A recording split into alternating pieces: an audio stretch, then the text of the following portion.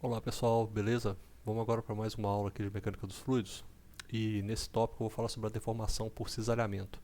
Nas últimas aulas, quem voltar, eu vou só dar um lembrete aqui como que a gente falou nas últimas aulas, a gente estava trabalhando sobre esses elementos de linha, né? Falando sobre os elementos de linha PA e PB, que é sobre a ação de um campo de escoamento, eles vão se transformar aí nesses elementos depois de um certo tempo, vão estar em P', A', e o outro segmento de linha P', B', e a gente analisa, né, essas formas de movimento e de deformação que esses segmentos passaram. A gente falou que podem sofrer, na verdade, quatro tipos, né, dois tipos de movimento, dois tipos de deformação. O movimento seria a translação pura, além da translação pura só sobra a rotação, não tem nenhum outro tipo de movimento que esse corpo pode sofrer. E a deformação tem dois tipos, a deformação linear e de cisalhamento. Hoje a gente vai falar sobre cisalhamento. Na última aula a gente falou sobre a linear, né, a deformação que leva a essa noção da dilatação, que é quando a gente começa a falar realmente de um corpo, dessa dilatação volumétrica de um corpo, né? Tudo isso é dado por essas três derivadas aqui, ó, del 1 sobre del x1, del 2 sobre del x2, del 3 sobre del x3. Isso aí considerando um corpo tridimensional. Tá. Agora vamos falar sobre a taxa de deformação e cisalhamento. Quando a gente fala de deformação aqui novamente, só lembrando, a gente fala sempre de taxas de deformação, porque para um fluido não faz sentido falar só de deformação, né? Para sólidos faz sentido, porque um sólido você deforma e você consegue depois reconstruir o estado inicial dele, mas para um fluido, a partir do momento que você deforma um fluido, a reconstrução do estado inicial é muito complexa, né? Então a gente não pode necessariamente falar só da deformação. O que vale, o que faz mais sentido para fluidos é a taxa de deformação, é a taxa com que ele está deformando, ou seja, a deformação sobre o tempo. Então vou pegar agora esse exemplo aqui, que seria um cisalhamento, né? O que está acontecendo nesse campo de escoamento? Eu tenho aqui agora um elemento, você está vendo um elemento ali em preto, aquela minha caixinha preta ali no fundo, um elemento 2D, e eu tenho um certo escoamento aí que está variando, né, na direção Y, ou seja, tem uma certa quantidade de fluxo aí passando, né, nessa direção que vai aumentando a minha velocidade à medida que eu vou subindo na direção Y, ou como eu falo, a direção x2. Mas o meu escoamento pode ser dado por essa fórmula que está escrita aí. O 1 é simplesmente uma função de x2, né? Ele só varia com relação a x2. Se a gente pega esse escoamento aqui e dá uma analisada nele, assim, considera que talvez tenha ali uma média, né? A gente começa a analisar a variação em função dessa média. Como é que ficaria esse escoamento aqui? Eu vou até trazer esse desenho aqui pra gente. Eu vou pegar um quadrado. Ó, meu quadrado aqui agora, eu vou desenhar ele em preto, né, porque é o meu elemento 2D.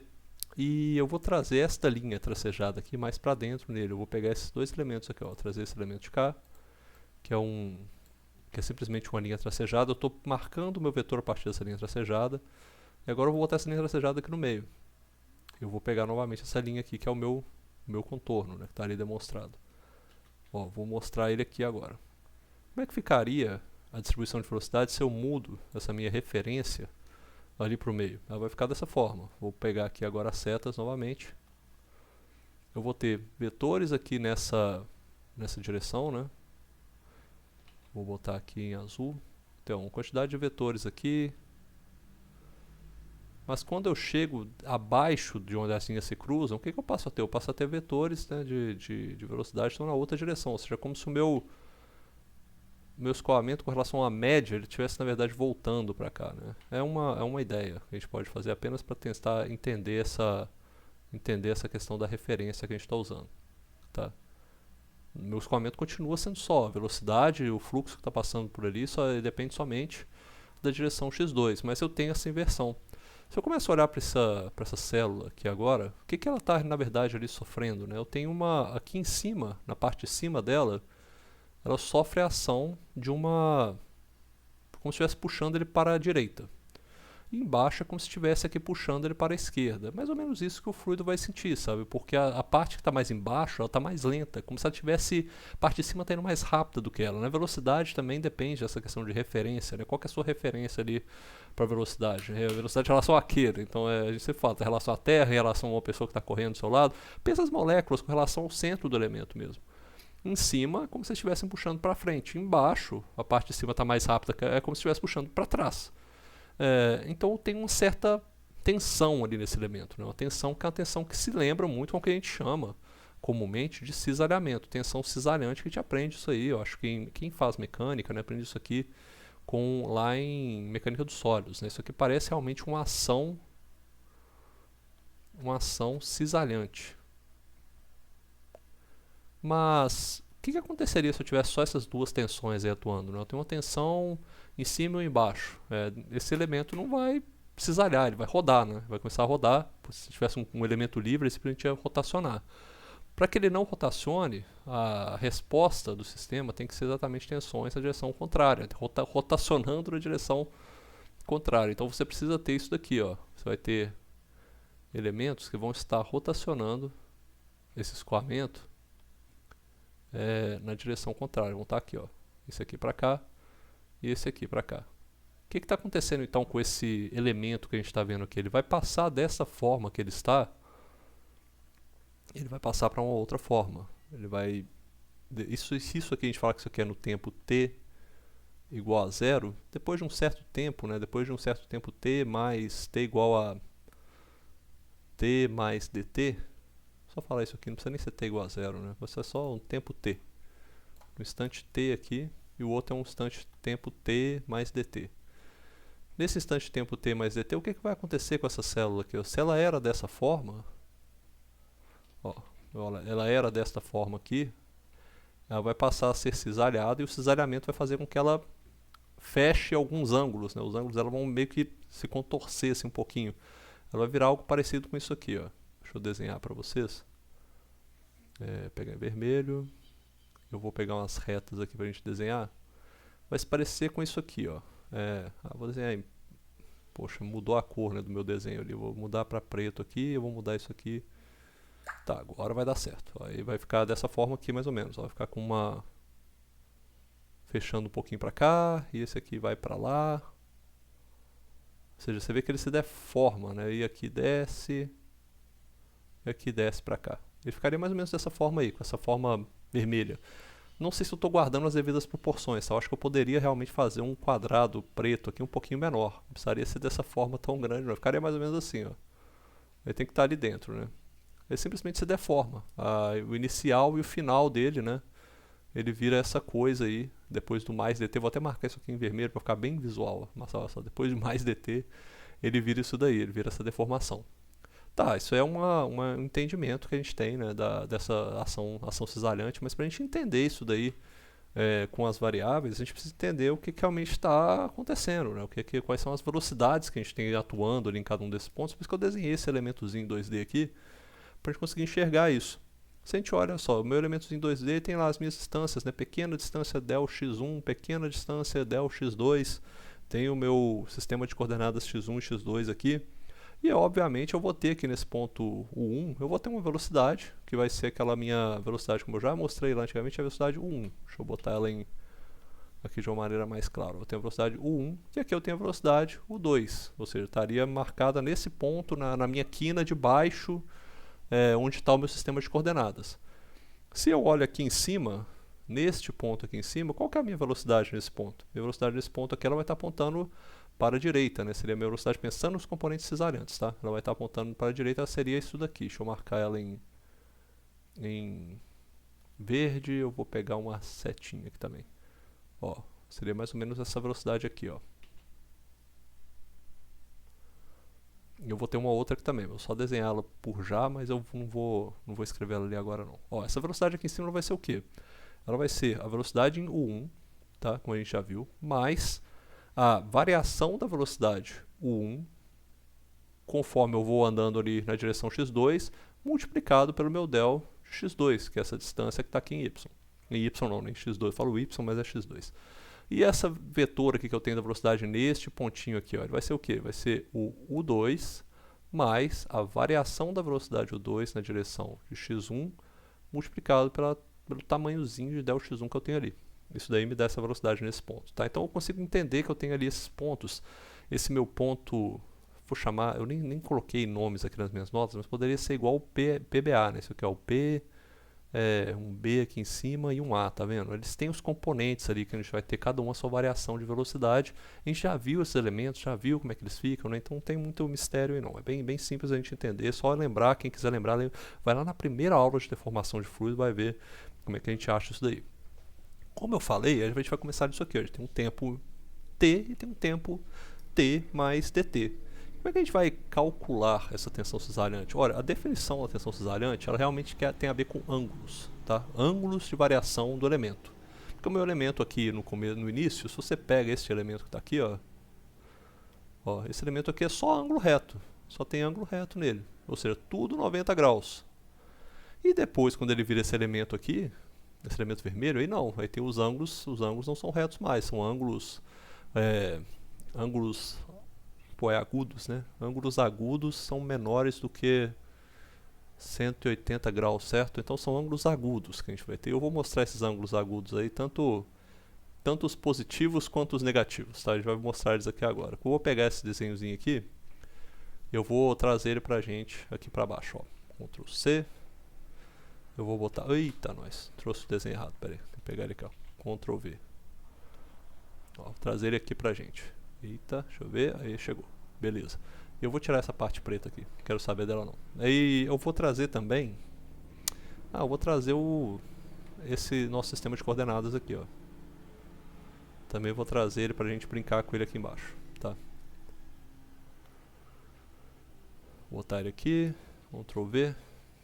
E eu vou botar ele aqui, ó. Olha só onde é que está o sistema de coordenadas. Bem lá, no mesmo local onde começou o meu quadradinho, o meu elemento 2D que eu estava trabalhando. Vamos pegar o seguinte aqui agora. Eu vou desenhar certas retas aqui. Para a gente identificar algumas coisas importantes. Vou pegar esse dotted aqui, vou pegar umas retas, só reta mesmo. Vou pegar uma reta, eu vou marcar uma reta aqui, ó. Ó, essa é a reta. Isso aqui seria a outra reta que eu tenho, né? A reta ali alinhada com o meu, com a aresta do meu elemento, depois de ser deformado. Essa aqui seria a minha outra reta, até pegar ela aqui, ó. Ó, que beleza. E eu tenho mais uma reta aqui, que é a reta que está alinhada com o meu x1, certo? Nessas retas eu vou definir ângulos. Ângulos mesmo, tá? Ângulos, como eu falei, ângulos retos, ângulos obtusos, vão entrar tudo aqui. Eu vou cortar isso aqui, eu vou botar esse ângulo nessa cor aqui, ó. Nesse ângulo aqui eu vou chamar de ângulo, sei lá, alfa. Ângulo alfa, e esse ângulo aqui eu vou chamar de beta, sendo que o beta está no sentido contrário, né? A gente está vendo um beta aqui que ele vai no sentido contrário do alfa, mas a gente vai entender eles aí funcionando de uma maneira bem simples, tá? O alfa, ele sempre é maior do que zero. O alfa aqui, ele é maior do que zero. Por que ele é maior do que zero? Porque ele implica do fato de que del U2 sobre del x1 é maior do que zero. O que acontece com o del U2? Ó, se a gente olha aqui para o elemento, o que acontece com o del U2? A velocidade em 2 está marcada pelas linhas magenta aqui nessa figura. Ó. Ela está marcada dessas linhas aqui. Ó. Essas aqui são as velocidades, a gente está falando sobre velocidades na direção 2. Tá? Eu tenho velocidade na direção 2 e aqui eu também tenho velocidade na direção 2.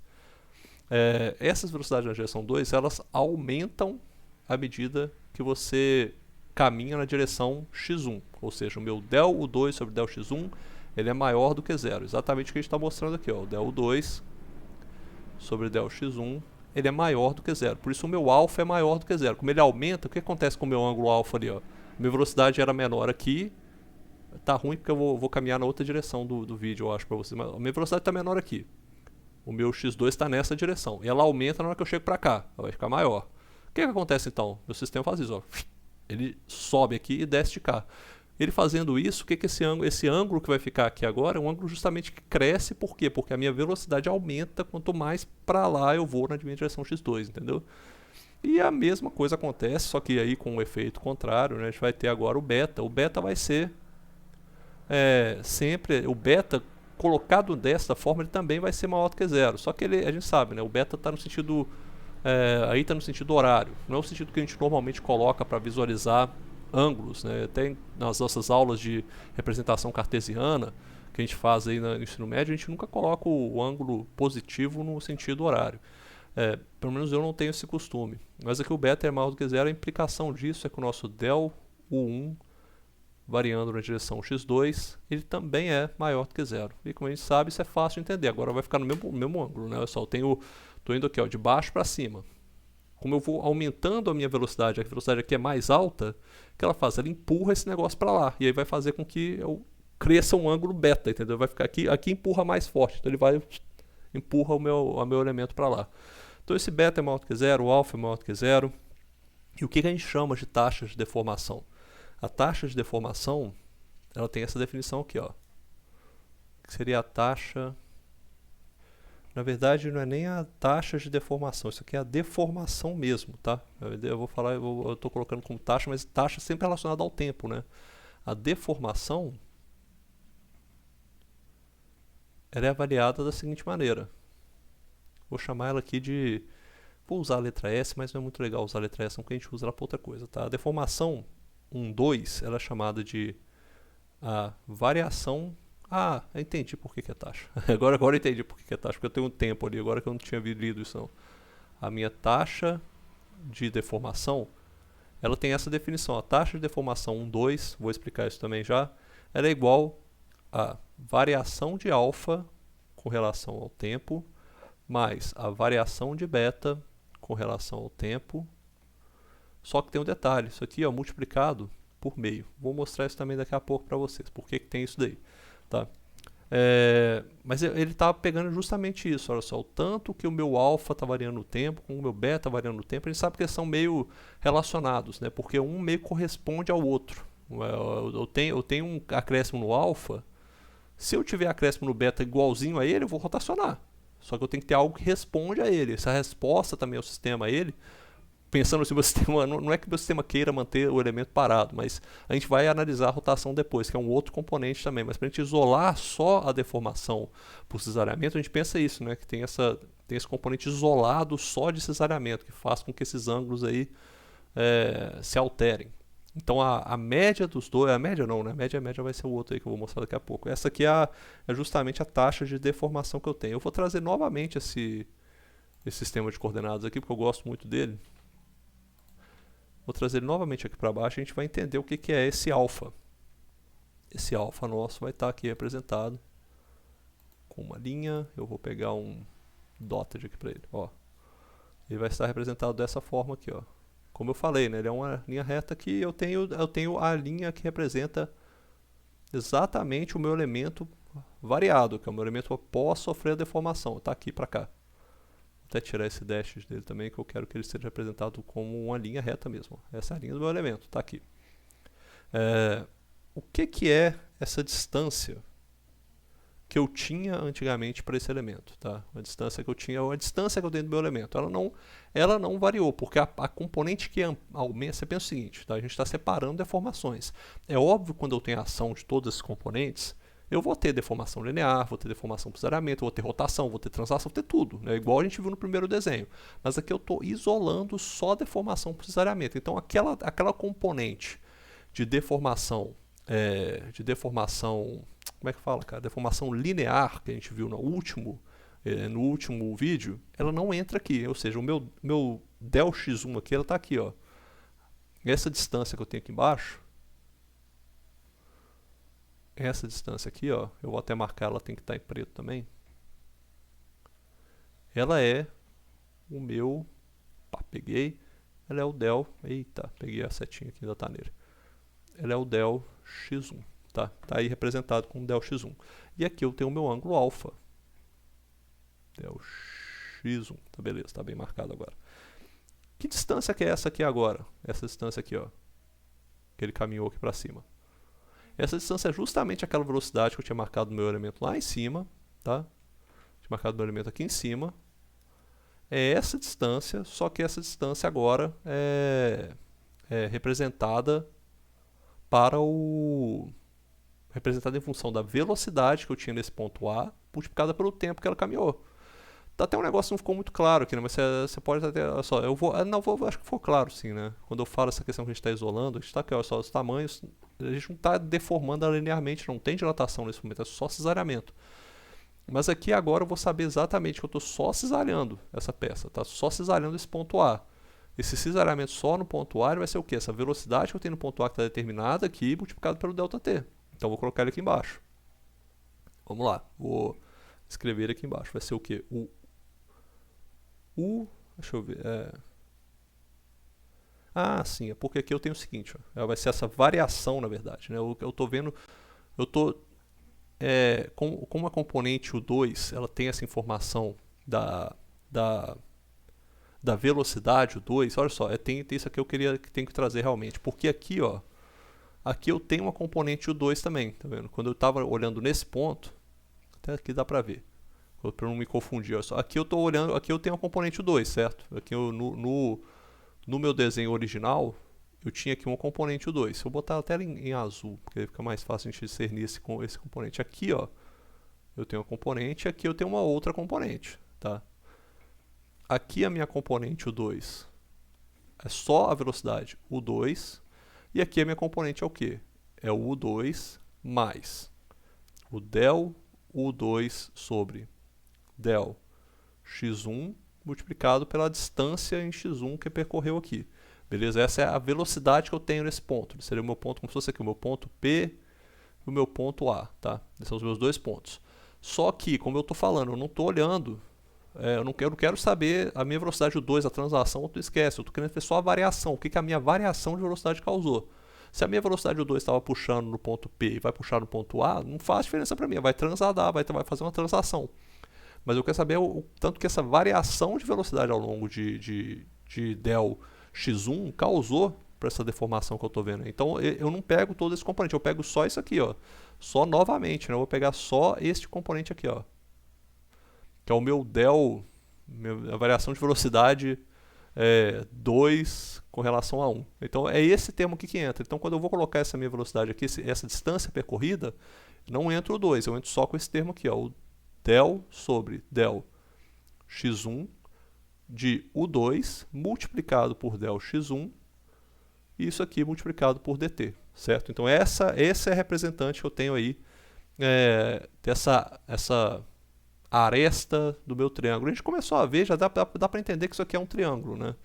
Eu não preciso ir muito a fundo aqui para mostrar que isso aqui é um triângulo. Ó. Olha o triângulo aqui. Isso aqui é um triângulo. E eu quero saber essa deformação, eu vou calcular ela através de uma... Como é que eu quero saber o tanto que o meu negócio, o tanto que o meu triângulo está aumentando, diminuindo, né? Eu tenho que ter uma referência para isso. A referência do meu ângulo é justamente, eu posso tirar do tangente, né? A tangente seria o quê? A tangente é a distância, este comprimento aqui dividido pelo comprimento do que está aqui embaixo, que é o quê? O comprimento do meu cateto oposto dividido pelo meu cateto adjacente. Essa é a definição de tangente. A gente vai tirar essa tangente aqui então. Ó, vou fazer esse cálculo só. A tangente de alfa, ela é o quê? Ela vai ser del U2 sobre del x1 multiplicado pelo espaço que eu tenho ali, que é del x1, multiplicado pelo dt, tá? Isso aqui dividido por del x1. Isso aqui, ó, para essa tangente, qual que é a questão, né? Tudo que eu estou fazendo aqui são espaços muito pequenos, tá? Então, vale aquela relação, vocês devem ter visto nos livros de matemática, às vezes acontece a gente ter lá, a distância, o delta, ou às vezes você tem lá o delta é muito pequeno, então você pode falar que a tangente delta é aproximadamente igual a delta. Isso aqui vale para esse caso também. Por que vale? Porque a gente está considerando distâncias onde não só o del x1 e o del x2 estão tendendo a zero também, mas até o nosso tempo, né, ele tende a zero. São coisas mínimas, muito pequenas. A gente vai tender tudo isso a zero porque vai virar tudo taxa. Então a gente pode aproximar a nossa tangente de alfa, que está aqui demonstrada, esta tangente de alfa aqui, ela é uma aproximação muito boa para alfa. Tá? Porque a gente está pensando nisso, nessa aproximação para alfas muito pequenos.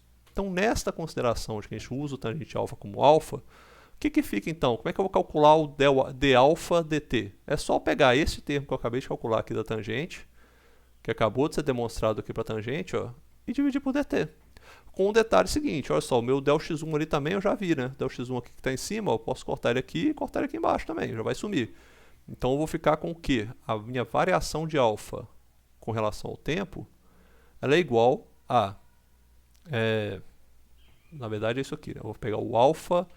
eu vou fazer o seguinte, tem que fazer isso aqui, ó. O d alfa sobre dt, ele é igual aqui, ao limite de dt tendendo a zero, quando eu tenho um alfa sobre dt. E o meu alfa é o quê? O meu alfa é justamente aquilo que eu acabei de calcular. É o del u2 sobre del x1 multiplicado por dt. E eu vou dividir ele por quem? Dividir ele justamente pelo dt. Com o dt tendendo a zero, isso aqui vai se tornar exatamente igual a del u2 sobre del x1. Ou seja, isso aqui é a medida da taxa de deformação que eu estou calculando só para o alfa, só para o alfa. Mas se eu fizer isso para o beta, vai dar a mesma coisa, só que vai inverter os valores, né? Você consegue entender isso? É só pensar o beta lá. O que eu vou ter novamente? Eu vou ter o meu cateto adjacente, vai ser del x2, e eu vou pegar a minha variação de velocidade lá, que vai dar o quê? Del u1, a variação de velocidade em u1, na direção 1, com relação a del x2. Então, assim, só vai inverter o que é 1, vai virar 2. Vocês podem fazer isso depois e ver que dá a mesma coisa. O resultado disso é que se a gente estiver analisando essa tensão aqui, ó, se a gente estiver analisando essa tensão, essa taxa de deformação aqui, o que a gente vai ter? Ela é igual a meio de del u1 sobre del x2 mais del u2 sobre del x1. Isso daqui é o que a gente representa como um dos componentes do tensor taxa de deformação. Isso aqui, quando a gente vai montar o tensor taxa de deformação, você faz isso para as 3 direções, né? Como é que ele se torna? Ele se torna isso aqui, ó, tensor taxa de deformação, que a gente representa como S e J. Ele é igual a quê? Ele é igual a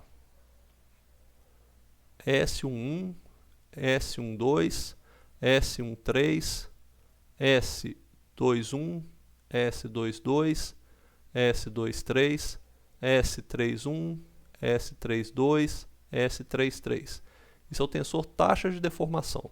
E olha só como é que ficam esses componentes, né? Porque como eu estou falando de uma soma, isso aqui é uma soma, né? Isso aqui é a mesma coisa que o S21, não é? Ou seja, também vale para eu falar que o meu S13 é igual ao S31 e que o meu S12, o S12 não, o S123 é igual ao S32. Ou seja, é a característica de um tensor que é simétrico, porque se eu fizer aqui, ó, 1, 2 ou 2, 1, a soma aqui dentro só vai mudar a ordem deles. Se a ordem da soma não muda o resultado, então é a mesma coisa, não mudou nada. Como é que fica esse meu tensor? Eu vou ter só o seguinte, ó, vou ter só que me preocupar com o que está na diagonal, tá? Porque a diagonal vai ser representada dessa forma, ó, só o S11 ele é igual a del u1 sobre del x1. Por que é del 1 sobre del x1? Vamos lá, vou até fazer isso de novo. Ó. O S1 vai ser o quê? Se eu pegar essa fórmula que eu acabei de gerar aqui em cima, ele vai ser igual a meio de del u1 sobre del x1 mais o que? Del u1 sobre del x1. Ou seja, isso aqui é a mesma coisa que eu falar que é 2 del 1 sobre del x1. Ou seja, corta, né, o 2 de cima com o 2 de baixo. O meu S11 é simplesmente igual a del u1 sobre del x1. Isso aqui lembra o que pra gente? Essa taxa de deformação, essa deformação, esse elemento aí, lembra o que? Lembra justamente os termos da deformação linear. Ou seja, quando a gente fala de cesariamento, a gente fala a fórmula que a gente acabou de derivar para cesariamento, a gente está derivando a mesma coisa que a gente já acha também para dilatação. Os termos de dilatação aparecem dentro do tensor taxa de deformação. O nosso tensor taxa de deformação vira isso aqui, ó. Tensor taxa de deformação, ele é igual ao que? A del u1 sobre del x1, e eu vou ter o meu meio de del u, e eu vou até pegar o termo correto que está aqui, ó, o del u1 sobre del x2, 1 sobre del x2, mais del u2 sobre del x1. Vou ter o terceiro termo, que é meio de del u1 sobre del x3, mais del u3 sobre del x1. E eu posso repetir esses termos, tá? Não tem problema. Eu vou pegar esse termo aqui, ele repete aqui embaixo, ó. Ctrl C, Ctrl V, ele repete aqui. Tá vendo? Eu vou até aproveitar, já vou jogar isso aqui mais para lá, porque eu preciso de espaço. Ó, e esse termo aqui, ele repete aqui embaixo. Ó, ele está aqui embaixo, ó. E quais são os outros termos que eu tenho também? Tem o del U2 sobre del X2. Eu vou ter aqui embaixo o del U3 sobre del X3. E esse termo é justamente o que faltava, né? Meio de del U2 sobre del X3 mais del U3 sobre del X2. Estes termos formam o nosso tensor taxa de deformação, tá? É justamente isso aqui que a gente tem. Vou até botar aqui um colchetes bonitão aqui para ele, para ficar bem... Opa, esqueci o J ali. Até botar um colchetes bonitão aqui para ficar bem claro, ó. Ó o tensor taxa de deformação aí. É isso, tá vendo? É um tensor taxa de deformação. Quem for muito malandro, eu gosto de falar isso, quando o aluno é muito malandro, ele já percebe algumas coisas que eu vou falar daqui a pouco. Mas só, são na verdade 6 componentes. É um tensor que tem 6 componentes. Por quê? Porque esse tensor é simétrico. Primeira coisa que a gente pode dizer dele aqui, ó, é que o SJ é igual ao SJI. A gente já viu isso daí também. Ele é simétrico, tá? Não vai fazer nenhuma diferença.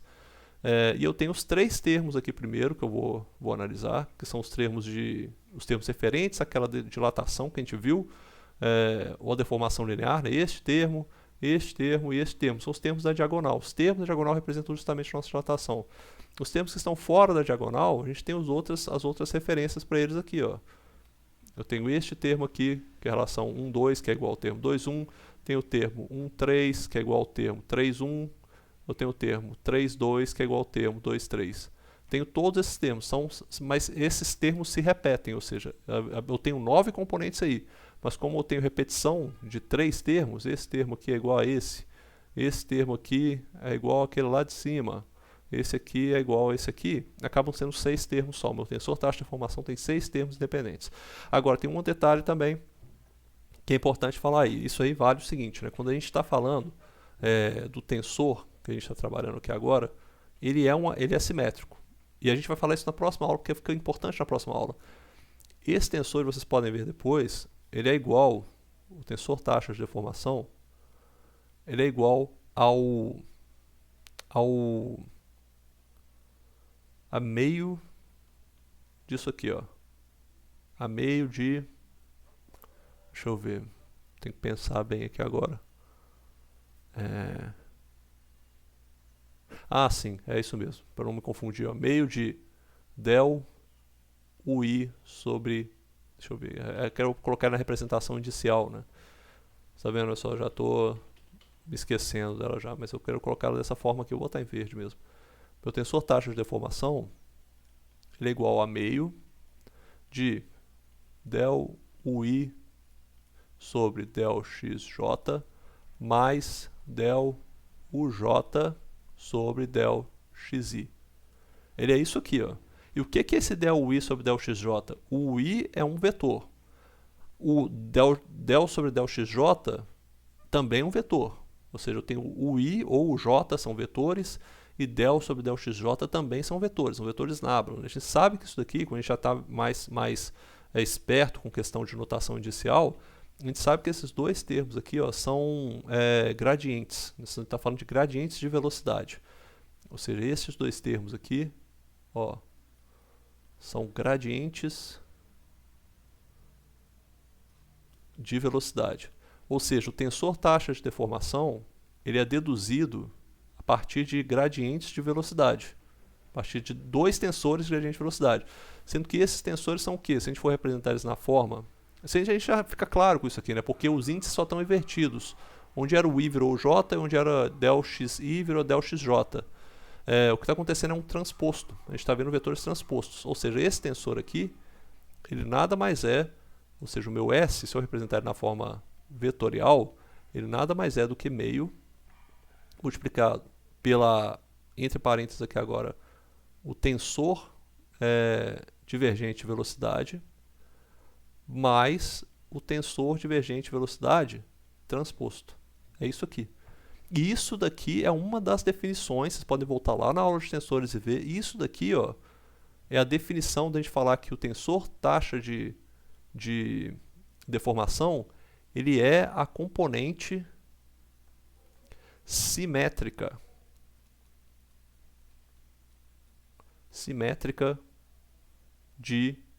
do gradiente, ele é a componente simétrica do tensor gradiente de velocidade, tá? O tensor, vamos repetir isso daí, ó. Vocês lembram lá da aula, quem fosse lembrar da aula, que fala que sempre todo tensor pode ser dividido em uma componente simétrica e uma componente assimétrica. Se a gente pega o tensor de velocidades, tensor gradiente de velocidades, e a gente tira a parte simétrica dele, o que que é? É exatamente o tensor taxa de deformação. Essa aí que é a mensagem que fica. Vocês vão se lembrar quando eu mostrei os invariantes de tensor lá no vídeo, lá no finalzinho do vídeo eu mostro um artigo do amigo meu, Kai Fukami, que ele usa, né, fala, olha, vamos olhar os invariantes do tensor de velocidade. É porque tem um dos invariantes que ele olha, são justamente os invariantes que tem aí no tensor, são invariantes desses tensores, né, da parte simétrica que a gente vai ver, que tem muita relação aí também, e o outro é a parte da parte assimétrica. Então assim, tem tudo tem relações aí que são bem legais, que a gente pode olhar, e essas informações são muito úteis quando a gente vai trabalhar com MacFlu, beleza? Espero que vocês tenham gostado da aula, né? Gravei com calma, assim, quis falar com calma esse tópico, porque é muito legal, cisalhamento é muito importante. Quando a gente chega num tópico, até vou marcar isso aqui de novo, ó.